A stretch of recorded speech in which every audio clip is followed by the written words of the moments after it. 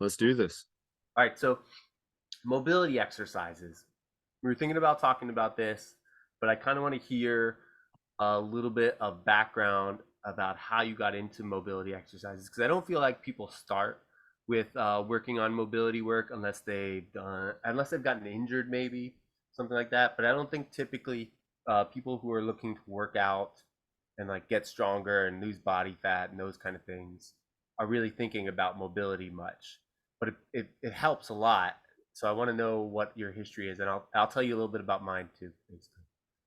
But All right. how did you get into mobility exercises? Yeah, perfect, man. Dude, so I really started working out when I was about 20 years old, and like from 20 until 29, I barely did any mobility exercises, I would say, because What'd you right do around mostly? What'd you do? I mean, a little bit of everything. I mean, because I wasn't a trainer until I was 29. Okay. Then that's what I was going to lead up to. But so I did a lot. I mean, I did a lot of full body dumbbell. I guess now you would call it like circuits. Okay. Well, I mean, I was training halfway decent. Like, I feel like I was good at finding I was good at finding exercises and stuff online, and this is hysterical to talk about right now. But but also at the same time, like, I was not getting strong. Like, I got a little strong, Get but strong at the beginning, when you're doing it and you stay consistent, basically. well, I did a ton of conditioning because I played a lot of basketball. So like Oh, so you killed your ability to get strong then. I would lift for an hour and do lifts that I would never do now. Like, I would do, like, say, 5 chest exercises on one day, and then I would go play basketball for 3 hours Yeah. afterward. And so I would get like semi strong, but I wasn't big or anything like that. You killed Uh, your gains almost immediately after you set them up. Yeah, but I mean, I got fat, like, as somebody who was way overweight, and like, I got fast, and I was quick and conditioned, Hmm. and not weak, but not like when I learned how, like, from getting an NASM and then going to a gym and learning how to train, like, my strength gains like skyrocketed. Like, being able to manipulate my nutrition and stuff like that helped. Hmm. And what we're talking about today, started doing mobility. So, what got you into mobility? What do you think? Like, how do you? I'm trying to think back. What made me get into it, really, or what caught my attention? Or do you have any resources or anything like that? Yeah, for sure. Well, getting my CPT from NASM is when I first learned about mobility exercises. Hmm. So I started incorporating them into my training, and obviously my clients' training. And so, like, that was very new to me. And here's the long story short. I would say I didn't do enough mobility for about those first 3 years of me getting my, like, learning about mobility and getting my certification and getting strong, Hmm. until I got to a point where I was pretty strong. And even though I thought I was doing mobility, Hmm. I was still too tight to, and this is my judgment, to swing a golf club like smoothly. To feel Was fluid with your movement. Yeah, exactly. And that's kind of when I knew I had to, like, reverse things. And Hmm. so I took my ego aside and started focusing more on mobility and less on strength, and less on pushing my body a lot, and just more on taking care of it and being more mobile. Right. And to be honest, I'm not super strong, but I'm definitely not weak, and I feel pretty good, like, all the time now. And that's my mobility story, is pretty much like I had to get pretty strong, and get in what I thought was good shape, 10% body fat, like, strong, and then not feel good. And then I was like, okay, what's going on? Yeah, because you get to like a now what phase, like what else can I do, kind of thing. Or, well, That, why do I feel strong, look good, but then, like, I can't move? Like, so what's the point of just working out and not being able to move? Like, because for me it was golf, and then other people, I'm sure, have their own reasons. yeah. What about you, man? Like, why did you? I feel like that was a pretty long, but I feel like that was kind of might be a normal story for a lot of people. Well, I think there's a real. I'll tell you mine in just a second. But the reason I wanted to hear it is because I feel like there's a lot of really good lessons in what you just said. Because, well, for example, the taking a while to figure out like where that mobility would fit in and if it was actually going to be useful for you didn't really happen until you had close to peaked out a little bit. But Yeah. if you had done it earlier, you probably wouldn't have peaked as soon, and you could keep kind of following that instead of having to work your way back, Yes. Agree. right? And I think a lot of people find mobility that way. A lot of people who really get into strength training, but as coaches, a lot of times we're trying to introduce it early, and Mhm. it doesn't feel as obvious to people when they try to start with it early. You know. Right. Right. It's like you have to experience it yourself Mm-hmm. to actually realize it. And that, I mean, that's definitely what I did. And then it's our jobs to kind of like try and get that point across, which can be Right. Right. And I think you can, if there's some people who have like some people who have some really tight spots that just doing a little mobility they'll notice it right away. And I Mhm. think that helps a lot. I think it's kind of like that middle ground when people have been doing a little bit and they've gotten their heart rate up before and they've had like their best workout ever, quote unquote. Right. Um, but they think that in order to get their best workout ever, they didn't have mobility then, they don't need it now. Very true. Right. And I there's mean, you feel great after like a CrossFit workout or doing Murph or something like that. Maybe not Murph, but like a hardcore workout sometimes where you're deadlifting, doing bench press. You feel great, right? right. Like so it's a lot of people even who live off of that feeling like that's what they want to feel like at the end of their workout because that is what their mind has told them is the correct thing to do because they feel so great afterward. Hmm. And Right. when really mobility is might be the better choice. I mean, depending on how you want to incorporate that into their lives, right? Like there's a couple of sports I would say where it's you can go too far with the mobility, basically, and Right. it will affect your performance and your injury risk. But that's rare. Like most of the time when we're talking to people, we're not talking to like super high level athletes. Okay. Reese, who we had on earlier, would be a good one to ask about like when is mobility there too much mobility and how do you know in like Okay. high level athletes. Well, I think I mean, if I were to just like kind of talk Put about his this, hat on. yeah, talk about this answer a little bit. I don't think I could put his hat on, but like I mean, I would say that in an athlete, I mean, you could ah, man. I would say that stabilization would be important. Like, and I think if you could, I mean, what is mobility, right? Like we're talking about moving something, Yeah, let's define it a little bit. okay, like mobility versus stretching, which I think we defined early on. Mhm. But here's a like, I mean, so mobility would just be moving weight through different directions, right? Through different Different ranges of motions motion. Yep. and stay stably like you want to be stable With through control. under Control control. throughout a full range of motion would be a high level of mobility, for Right. example. Right. And and so what would be stretching? Stretching would be just trying to take the muscle and stretch it to its furthest point, right? Right. You want to lengthen it as much as you can. Compared to the mobility, you're moving a weight through a motion. Right. Right. Okay, cool. Okay. That works for general public. Yeah. Yeah, and so in an athlete, you really want to work on the stabilization just as I think just as much as mobility. And yeah, Hmm. if we had somebody who worked with athletes more, they could probably narrow that down.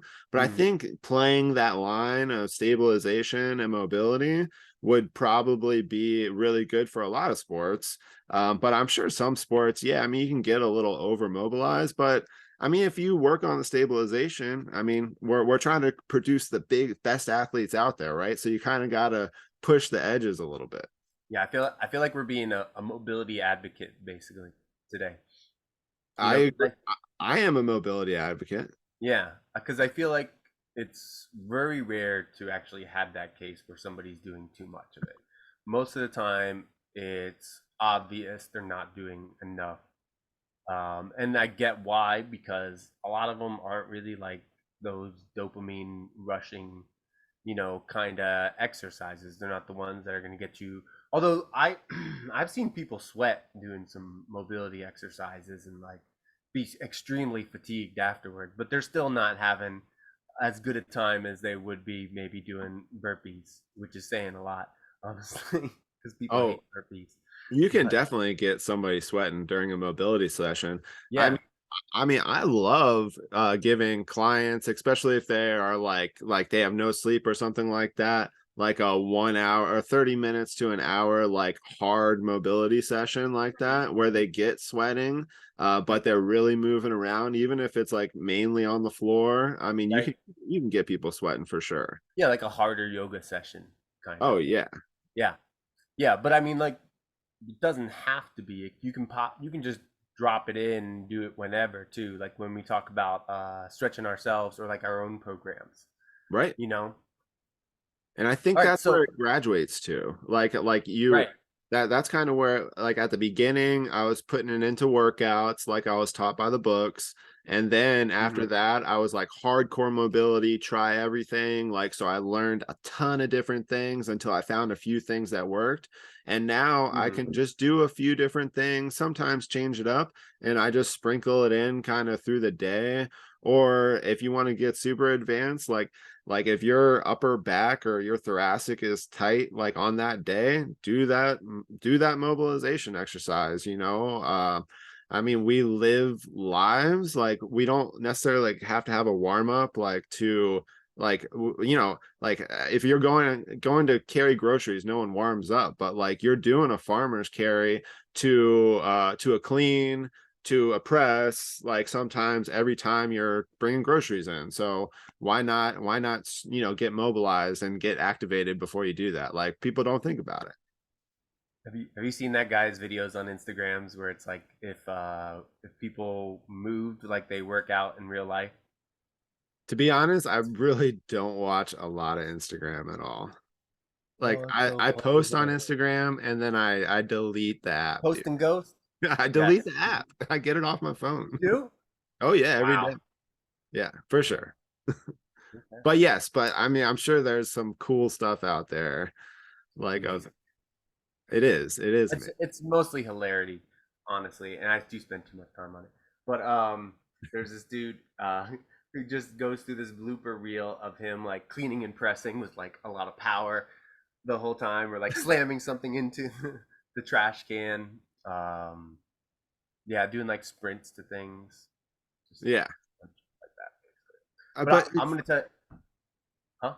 it's What so are you gonna say? true though. Like, we live like, yeah, I always refer back to Zombie Land when I'm talking about things, because he has like rule, I don't remember, it's like rule 17. Make sure Yeah, you stretch before before you go run away from zombies or yeah. whatever. I feel But like it's rule number one is cardio, isn't it, in cardio. Zombieland? Yeah. Yeah, rule number one, cardio. Um, all right. Oh, and we got to get into. I want to kind of go over like a top five mobility exercises, but I'll tell you a little bit of my background with mobility, and then Okay. we'll talk about that. But trying to think. So I started. I'm gonna kind of go through it because I don't completely remember unless I rehash a little bit. But I started weight training in middle school, actually, when I like seventh or eighth grade when I started wrestling, because I noticed that like the good wrestlers were weight training and taking time. They were pretty much just taking time after practice to kill themselves, Right. basically, in any other way, shape, or form. But they were weight training, so that's what I jumped onto. And then there was a like a freshman football program, and that was mostly weight training, but it Okay. was all kind of bodybuilder esque weight training in the 90s when I was a kid, or at least in Arizona where I lived then. Everybody was doing like a bodybuilder esque type of training, you Yeah, know? that was like what, late 90s probably, right? Yeah, yeah, yeah. With like a little bit of like 5x5 type bench squat deadlift type work, and then plyometrics at the beginning, for power work. basically. Yeah, yeah. Okay. And that was like high school football, strength training, plyometrics. I don't remember warming up ever.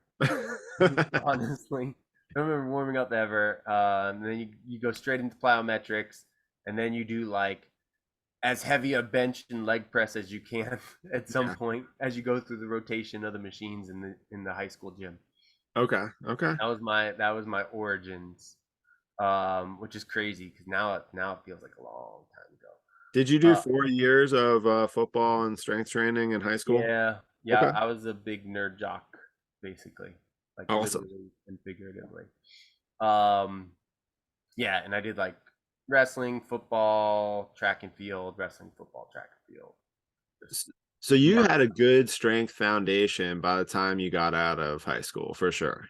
Oh yeah, yeah. So then I moved and the team I went to in North Carolina for high school, they were doing a similar thing. They weren't doing as much plyometrics, which was driving me nuts because I did feel like the plyometrics were transferring the most.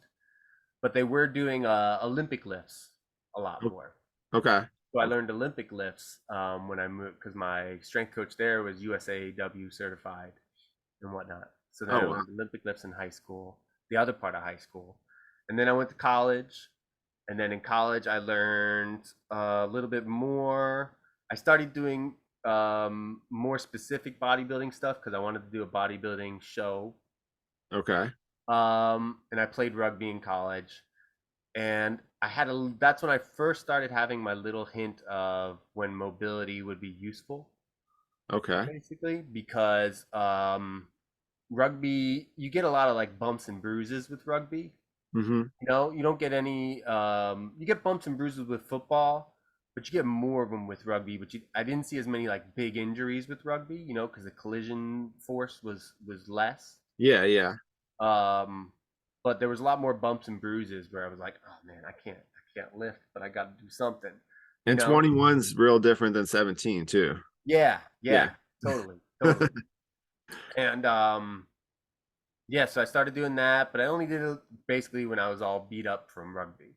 I Okay. started doing like a couple of like static stretches, and then I noticed that dynamic stretches. I'm like, oh, this cool thing where you do moving stretches, amazing, you Right. know. And then dynamic stretches led into mobility work. Actually, when I started work living in Indiana and working for WebMD, because I started going like the health coach side Okay. Okay. more. So I started looking into like stretching routines for elderly people, and I worked with cardiac rehab and cancer rehab patients a lot. So we were Right. doing a lot of that kind of work and rehab type work. So then I started noticing like that stuff really helped their posture, and my posture wasn't that great. Right. Like that wrestler kind of hunch, basically. And I started improving my posture by doing that. And I was like, this is magical because when my posture gets better, I'm able to grow more muscle. Right. Right. And the whole time I've been having a hard time like getting my muscles in Like, certain areas to actually grow and feel like I was making progress. And yeah. then I just work on these mobility exercises and my posture gets better and I get stronger and I feel better and everything starts feeling better. And it felt like the key basically that I was missing there for a while. Like you had an epiphany almost. Yeah, yeah, but it was a long road again too, Right, right. you know? That's funny how things add up over time like that. Right, but that kind of solidifies in my mind, and I hear that story a lot. That a lot of times, it's a key component of a good program, basically, and a lot of people have to take the long road to figure that out, Yeah. or hopefully with this podcast, for example, we can just tell people it's a key component of a good like movement program, strength program, like I I honestly believe it. So I think if you do too, then that is definitely something I advocate for sure. yeah, Yeah. yeah. That's my story. Cool. Um, we're top. So that makes me that now I can actually think of the top five. I would say. Do you know what your top five would be, or at least top three would be? Oh man, this is gonna be a tough one. I Let's mean, go top. Let's go top three, because also we got to explain these exercises. So some of the ones that I really like, I don't know how I would explain it in words that well, honestly. Yeah, for sure. Like we're gonna have to like clip it or something like that. Well, like Let's say top three that we can explain well on the podcast. Basically, these may not be like our top three ever. Maybe okay. we can put links in later for our top three ever. Yeah, no worries. All right, Yeah. just let's do your first. What's your first one? Okay, so I really like spine rotation work Okay. and thoracic spine work Okay. because I feel like I shouldn't even say it. I know this one to be true that if you're a desk jockey, your thoracic spine is likely to be super tight, super tight. And what I mean is like that middle area of your spine, like at the base of your neck there, to a little bit below your shoulder blades or around your shoulder blades region. Yep. I don't remember the exact vertebrae, the C blank through blank or whatever. Right. But so a simple something like hands behind the head, chin tucked in neutral position, locking in the lower body either in a standing position. I really like kneeling position Yeah. Yeah. actually, and Right. then rotating through the spine and through the torso, and then coming back to center and rotating the other way. I think a lot of people find a lot of benefit from just getting some thoracic spine rotation, basically. I love it's funny, like I love that exercise that you just did. Mm-hmm. I do it very often, and I was so we have a similar theme. My first exercise would be a thoracic Yeah. exercise Okay. also. Yeah. Um, I pretty much do those every day, and I've seen clients' lives change like after like doing a thoracic stretch for like a year straight, Mm-hmm. and or a thoracic mobility move stretch, whatever it's I guess technically a mobility, right? Mm-hmm. Okay, so I love in like the prisoner position, Yeah. Prisoner position, hands behind the head, elbows high. and that half kneeling is awesome. That's a great golf warm up too, by the way. Right. You can add, so like after you do 5 of each of those, you can even extend your arms. Like you can't really see it, but you can extend your arms out like that Right. to Instead just of having your elbows bent and your you can hands even behind do your head. this first because I think it's a little bit easier, and then move into the prisoner, which really kind of puts that like pressure on your lower back a little bit, Mm-hmm. and so you can really crunch down. But let's go let's go even easier. And how about I've done this move at your outs, and it's like one of my favorite moves too, Mm-hmm. is going to be you're laying down, and it's I just call it like a laying down side thoracic stretch. And so Okay. imagine I'm laying down, and you can just open up your whole like to a book like this. Oh, the open book stretch. Yeah, yeah, yeah, yeah. I call it the open books. You got your knees up and you're laying down on your side with your knees stacked on top of each other. Yep, exactly. And then you have your hands out in front of you touching each other. And then you open up those hands. The opening up is a hard thing to explain audio wise, but I would say if you look up an open book stretch. Yep, yep. Open book thoracic. And then I also like to even add in like around, like when you're in that position, you go around and then Yep. close the book. Yep. Like Yep. those two I really like. They just tweak the thoracic just a little bit different. You can even do them both like That's at so a the lot same of times time. I see that called a thoracic spine rotation with an arm sweep.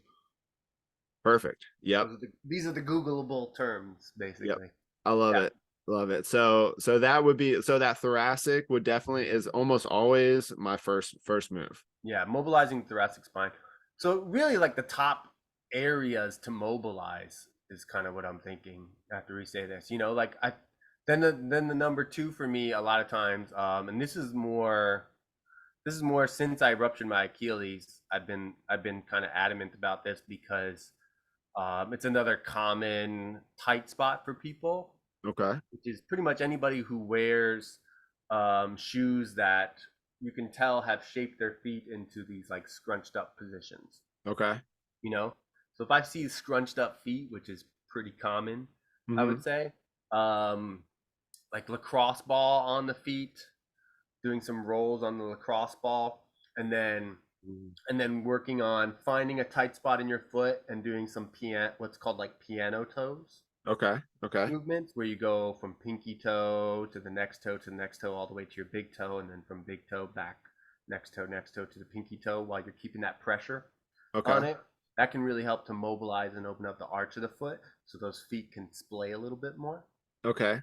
But sometimes I'll just tell people. A lot of times, I see some really squished feet. I'm almost positive they're wearing shoes inside all the time. You know. Right. Um, What about slippers inside, by the way? Not for me, just kidding. No. uh, but slippers, I mean, they're okay, but you really want to have as much time as possible with your toes spread Okay. out, and your arch engaged. You know, in a dynamic manner Yeah. versus like a constant squeeze type pattern is what a Okay. lot of people have. Their arch is constantly squeezed, you know, and their feet are squished together basically. So that makes them like supinate or pronate really hard, which is what millions and billions of dollars are made with the arch supports and all that kind of stuff. Because Absolutely. you're basically breaking your foot, and then you're like, here, let me give you some support while it's broken up in there, you know, so it doesn't hurt as much. But we're not going to really fix it. We're just going to make it feel a little bit better, and then it's going to get worse. But like, Pretty we'll good just give work. you more support for that. That's funny, man. Yeah, I feel that. Would you add like a rotation, like are you talking about just the feet here, or would you add like an ankle rotation to this? I like ankle rotation work. I like a lot of like yeah, I do like prioritizing the ankles and the feet. But I like working first with like the arches because I feel like a lot of people's arches are pretty darn tight, and you put them like a little bit of weight on a lacrosse ball and the scream bloody murder, you Okay. know. Okay. So that's pretty common and pretty often and pretty simple, you know, fix wise. But yeah, Okay. ankles are, and then you work your way up. You know, you work your ways from like the toes and arches strength to ankles and like calves and tibia mobility work. I like it. Okay. Okay. So, but your first one would be thoracic, and then your second one you go to feet and ankles. Yeah. So I would tell you right now that my third one here would be the ankles and feet, like that whole section right there. Okay. But Okay. I would say if I was going thoracic first, my second one, if we're going area, it would be kind of the hip area. And I know Mm-hmm. that's kind of a little bit complex here. Mm-hmm. But if I was doing like kind of like a catch-all movement here, maybe. Mm-hmm. Um, so a lot of people call it's like a 90-90 stretch, but I've Shin like box. there's like 5 different 90-90 stretches, like so that's kind of confusing. But it's the one where you internally rotate your front leg and Mm-hmm. then you externally rotate your back leg so Yep. that they're in a 90-degree angle like this. And so like your body would be in the middle of my fingers here. And Mm-hmm. then you try and sit up really straight. And if you've never done that movement, like even that is super hard to be Right. able to It's kind of do like a bent knee pigeon position. in Like if the you in the remember you said front that. in the front. Oh well, I Mhm. guess so. Yeah, in the back would be just externally rotated Right, instead of being out straight. right. Right, and then your front is internally rotated, similar to a pigeon, except Mhm. for trying to get to that 90. But if I was working with a client who can't get to that range yet, then you could work all the way into a pigeon or all the way out to that 90, Yep. just depending. Or put your. I tell people to put their hands behind them a lot.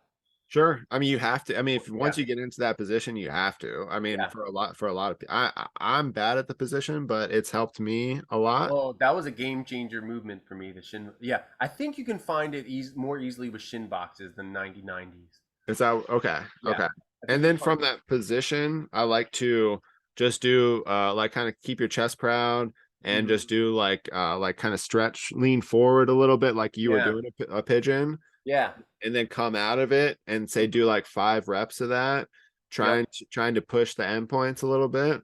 Have you Um seen the variation where people use like an incline bench in an elevated position? So they put that incline bench up, and then they put their foot up with their knee up high, so they're still getting like an elevated pigeon stretch, but it's a little bit easier to access because you got that. I love doing an elevated pigeon and then rolling forward and Mhm. then rolling onto the side of my hip too Yeah, or when I'm having some yoga blocks nearby to like change to help with the height. Yeah, I mean, yeah, if you need it for sure. But oh man, that internally rotated position of the hip, for me, like it kind of is like a check all almost. Mhm. And so that's why, yeah, I like that. That elevated pigeon is good. Or what did you call it? A shin box? Shin box, yeah. Shin box, or I've seen it called a 90-90 stretch. Yep. But yeah, that's my number two.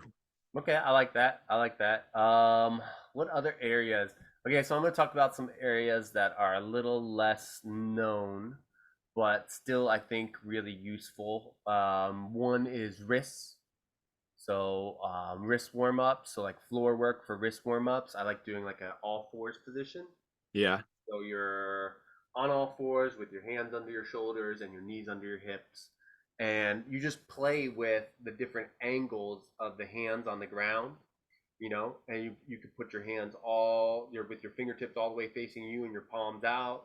You can just put it in a regular position. You can put it a little bit to the side, but then hold that position and kind of shift from that all fours left and right or forward and back, and pay attention to the pressure and how it changes in your hand and your wrist.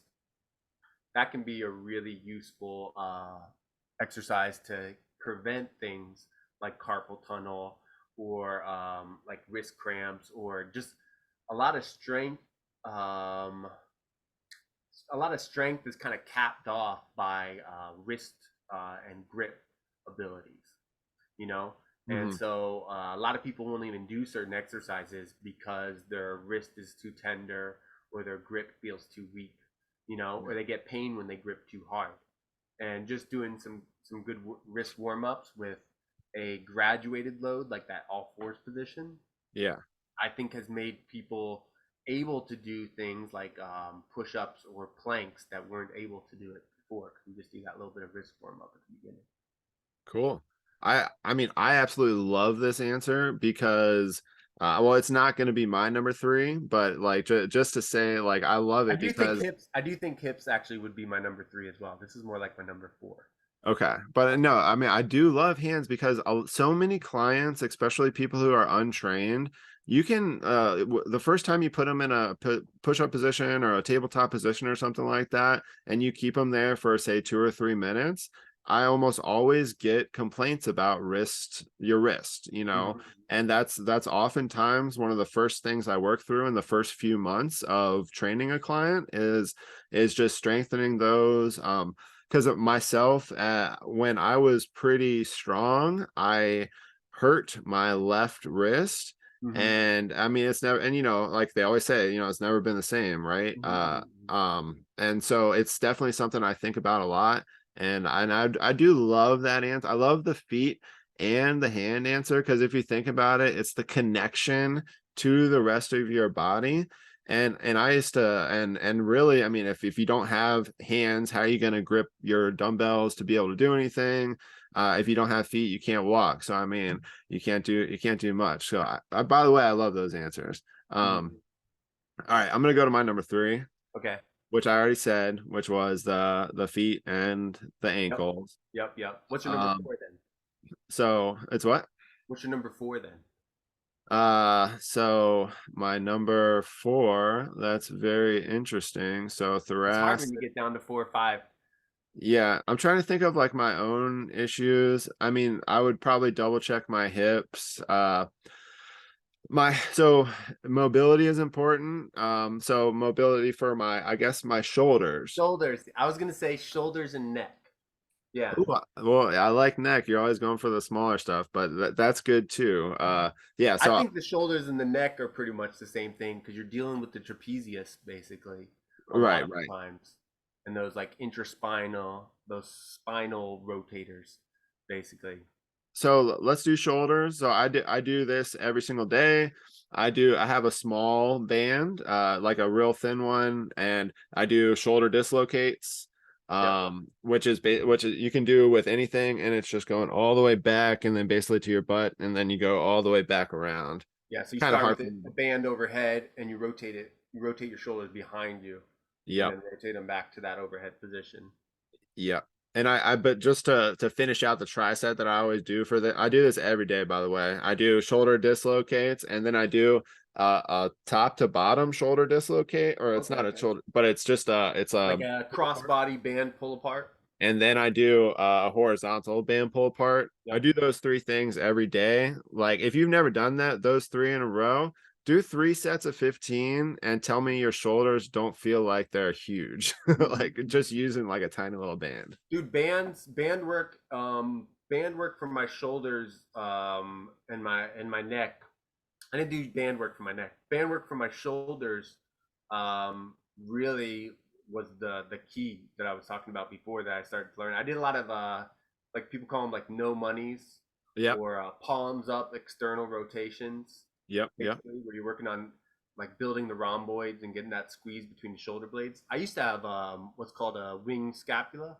Okay. Okay. I had it really bad on both sides, more on one side than the other. And I used to have elevated, I mean, my clavicles are still kind of bent and elevated, but they're not as separated and bent anymore as Yeah. they used to be. But I was pretty like bad off basically, and doing a lot of just consistent like external rotations and shoulder dislocates and pull aparts in different directions. Yeah. Makes a huge difference. But it helps to think about what muscles you're using or you're trying to squeeze when you're doing those. Because sometimes people can use their arms and like their neck, too much. I almost always have to key to like tell people like to just breathe through it. Like Mm-hmm. so really focus on standing up nice and tall and Mm-hmm. then just take deep breaths. I feel like because most people they just strain their neck and they're like, ah, and like their neck is really strained. And really all you have to do is breathe, and that almost always kind of releases that tension in your neck. Uh You know what my top shoulder mobility movement is right now, though. I must say it's not band stuff. It's just a feet supported hang right now. oh, I love it. Yeah, that's been the one I've been recommending the most because I feel like it's the most accessible if anybody has a pull up bar. Yeah. It's just and people don't understand as much. Like I'll say feet supported hang, and they'll still do feet off the ground hang. And I'm going to say it again that it's a feet supported hang. That Okay. means your feet are on the ground. Okay. And then you can sit into it, for example, and put more weight in your hands and put less weight in your feet. And if you really want to, you can take your feet off the ground. But I Right. find a lot of times people swing way too much, Okay. basically. And that's a whole other skill to kind of keep them from swinging. So Absolutely. I like it so much better when they just do like feet on the ground. They're not putting too much stress into their neck or their shoulders, and their grip is probably going to be the hardest thing for a lot of people. Yeah. But that it does so much for one of the things I was talking about earlier, which is the wrist strength and the grip strength. Okay. But it just creates that nice, beautiful flowing channel just with that overhead grip, basically. Absolutely. Absolutely. It improves your grip strength and it gets that shoulder ball and socket joint to decompress. Yep. Basically. Yeah, and it kind of straightens it. I want. It's not like it's gonna fix you, but There's whole programs just based on hang progressions and regressions to repair really bad shoulder injuries. Like there's yeah, been some miraculous work done with just hang dominant programs. yeah. I There's a believe couple of books written on it. It's nuts. And I people don't believe believe it. it. Do you believe it? Okay, good. Well, I feel because like a crazy person talking about it so much, but it's out there and it's real and it makes a giant difference. well, I do hangs, and I do feet supported Mhm. reverse hangs because my arms they don't work very well like reverse Yeah. like, and but I do Or forward. neutral grip is my favorite. Neutral I grip is my favorite. I do neutral grip, and I have a bench underneath that my knees like perfectly can kind of hang, and I can kind of go from hanging to supported to hanging to supported, Right. and that helps. I mean, that helps a lot. And just think, I mean, if you want to be able to do 15 pull-ups, you have to be able to hang on the bar for 30 seconds. Just try and hang on the bar for 30 seconds without doing pull-ups. Oh, Uh, yeah. what I was going to go into though is if you're trying to build your back, hanging is great, and then just adding that like a scapula retraction or something like that Yeah, like to an it. active versus an inactive hang. So like where you let your shoulder blades kind of go up to your ears versus you squeeze those lats down and you look more you look more like a straight posture position with your chest up. I bet combining those two, you can just make a pretty sweet like little upper body exercise for sure.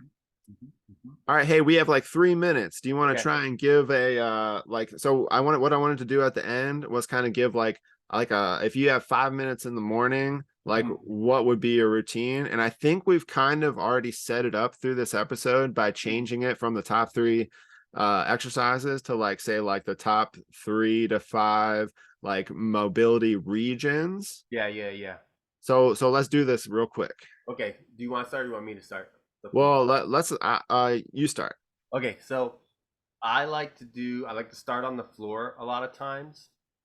So we could start with the hips, with like shin boxes, for example, Okay. we talked about, or sometimes I'll start with like pelvic tilts. I'll start with laying on my back and I'll just do some really slow pelvic tilts, Okay. with my knees bent and my feet on the ground. To kind of turn on that hip area. Yeah, yeah, because I have a hard time paying attention to that. I tend to hyperextend and do like what we call we call it the slut butt, basically, and stick my Well, butt out. I think it's important to do the hip area too, like you're saying. Yeah, And because it helps unlock a lot of people's lower backs, which I think is a big problem. right. And I've had lower back issues when I was really young and in the past in certain sports. So yeah, I and I'm laying down, so I just kind of start there because I start with laying down. So I like that. Okay. And then I work up to the sitting position with like something like a shin box or something like that. Okay. Then I'll go to the all fours and I'll work on the wrists, for example. I Okay. might do some cat cows for the spine. I almost always do cat cows Okay. spine. Then I'll do something oh, and then usually like some kind of thoracic spine rotation. Okay. That. Right. Right. And then we'll go we'll go into like a plank and I'll go to like down dog and I'll work on moving those feet and ankles, Okay. stretching out the calves basically. Okay. Maybe some inchworms where I walk the feet up to my hands and then walk the feet back to a plank position, walk the feet up to my hands, back to a plank position, and then standing up, I'll do some like marching type movements or some cross crawl type movements Okay. to the hang Again, the bar. hips. Back to the hips. Yeah, a little bit hips and a little bit like getting my brain engaged left and right side of my brain a little bit. You know, sometimes I'll do bird dogs on the ground for the same reason. Yeah. And then Okay. I'll go over to the hang bar and I'll do some hangs and I'll work on breathing. And then after that, a lot of times that's where I'll start to work out, something like that. All right. I like it. Let's just okay. You did a good one, and I'll do a simple one. Let's Okay. just do 3 exercises. All right. So what I like to do, let's just do so for the hips, let's just all right. So we're laying on the ground. We do oh man, you took a couple. I'm trying to make I it know that's why I'm like, who all right. goes first is gonna. Okay, no, I got it. All right, all right. Let's do I'm gonna take your first one. So we're gonna start into a kneeling position. All right. So we're just in a half kneeling position. Let's get into prisoner. All Right. right. My So hands now from behind my this head. half kneeling position, we'll do twists. Yep. Okay. So we're getting the thoracic and we're Yep. warming up the hip flexors a little bit. Yeah, and the toes and the ankle. I like half kneeling because you're working on those toes and that back toe You can there, and even you're working on that ankle and foot drive in that front foot. so I'm sometimes I mess with clients and do like say the first 3 reps with your toes up and Uh, then the last 3 reps with your toes down, so you're really mhm. getting that stretch, so you could be Stretching getting the. the ankles in. Yep. Now so from that 90-90 or from the half kneeling, let's do some get the back leg back and we'll do some low lunges into kind of like an ankle stretch. Okay. Okay. Do you kind of picture I know that what a you little mean. bit? That's like similar to a what's it called, like a knees over toes type of lunge. It's a knees over toes, and you just kind of press into it, come Mhm. back, press into it. Yep, like a And hip so flexor stretch. you're getting your hip flexor, you're getting your feet, your ankles. So we've done hips, Fine. feet, ankles, thoracic. Hmm.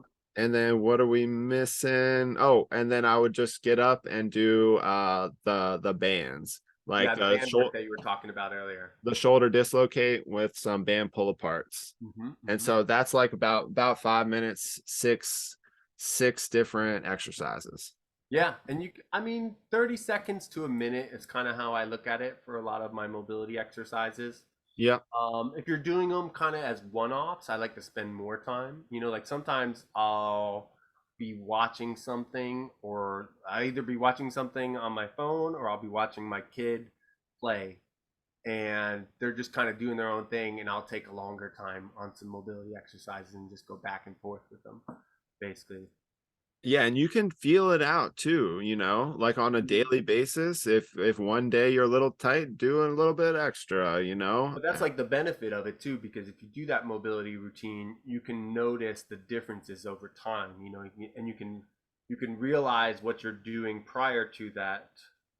You can realize how what you're doing prior to that affects it, you know? Exactly. And over time, your dose will go from like more off to closer to perfect. And this is like self-experimentation. This is like all of our episodes, like what we talk about is like over time, all of this, like these little changes, you'll be able to really figure out what's best for your body.